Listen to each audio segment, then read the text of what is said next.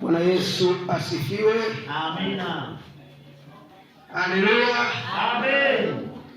Bwana Yesu apewe sifa. Amen. Na kusalimu tena katika jina la Bwana Yesu mtakatifu ambaye tangia Ijumaa tunazimisha kumbukumbu za kuteswa kwake. Haleluya. Lakini leo tupo tunafurahia kwa habari ya kufufuka kwake. Sasa natamani nifundishe somo linaloitwa Kutoka. Andika hivyo Kutoka. Kutoka. Kutoka. Ninaposema kutoka, maana yake ni kuhama kutoka sehemu za kwenda sehemu nyingine. Ninaposema kutoka, tumetuza sana, ninaanza kujisikia kwenye.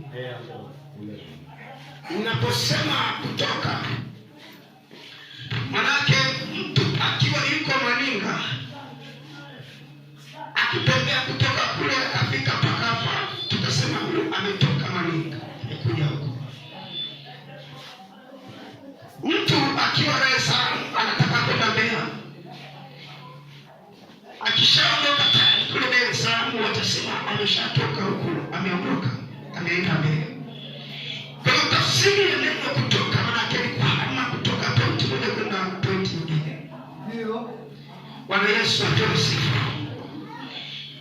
Tafsiri ya neno kutoka means the movement from one point to another. Migration, kitendo cha kuhama kutoka eneo moja kwenda eneo lingine tunaita kutoka.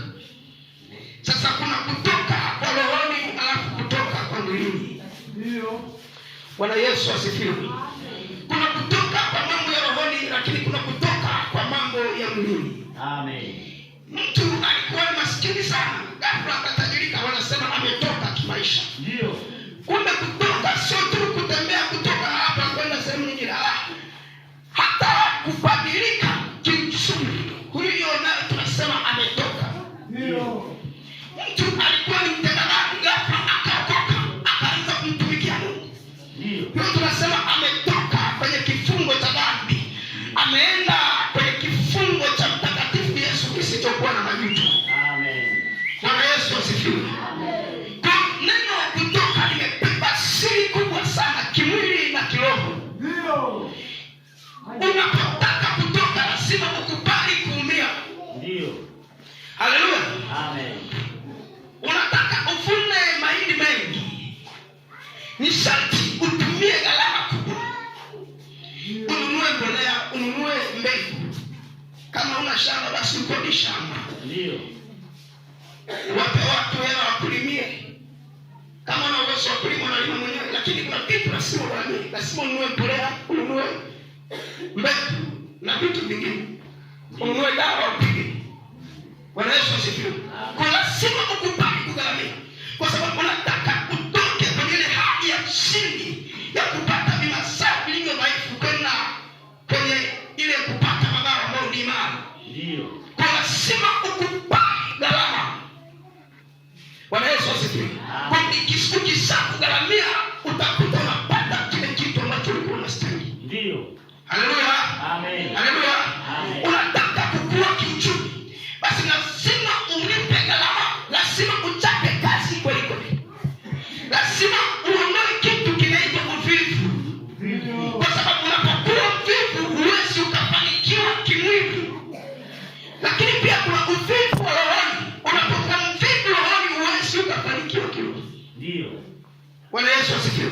Amen. Kwa mtu anapotaka kutoka lazima alipe gharama. Haleluya. Haleluya. Kitabu cha Kutoka kinaelezea habari ya kutoka kwa Wanaisraeli kutoka kwenye nchi ile ya Misri. Ukisoma, sitasoma kitabu cha Kutoka hiyo sura ya 3. Kwa hiyo tunasoma inaitwa Kutoka, alafu tunaangalia kitabu cha Kutoka. Bwana Yesu asifiwe. Amen. Hapo Biblia inasema Mungu anamtokea Musa, anamwambia nataka nikutume Misri. Naona Haleluya. Amen. Haleluya. Amen. Kumbe kuna wakati ili utoke mahali pa shida, lazima Mungu amtumie mtu. Ndio. Bwana Yesu asifiwe. Amen. Tuna mchungaji wetu anaitwa Pastor Kabuchi. Ndio. Hapa Ngomeni ni Mungu alimtuma. Amen. Amen. Alimtuma kuwatoa watu kwenye madhabahu salama. Ndio. Na kuwapeleka kwenye madhabahu takatifu. Amen. Haleluya.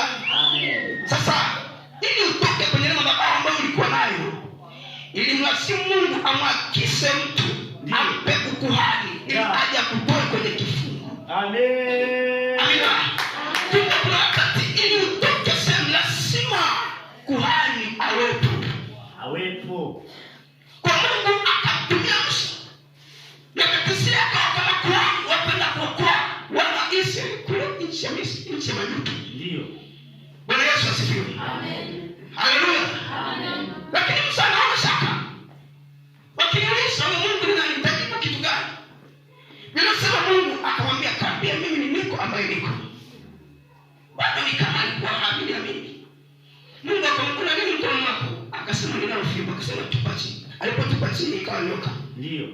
Bwana Yesu asifiwe. Amen. Kumbe kuna wakati Mungu anapotaka kuwatoa watu kwenye kifungo, hata yule anayemtuma kwenda kuwatoa lazima kwanza mdhihirishie, je, utaenda kuwa pamoja na mimi?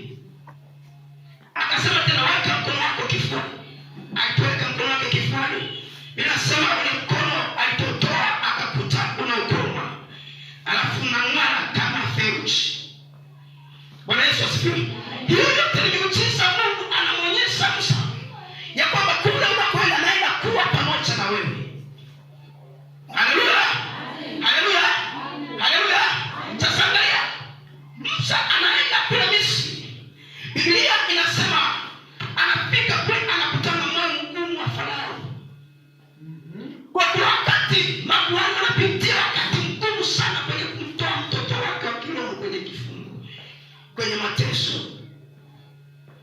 Haleluya.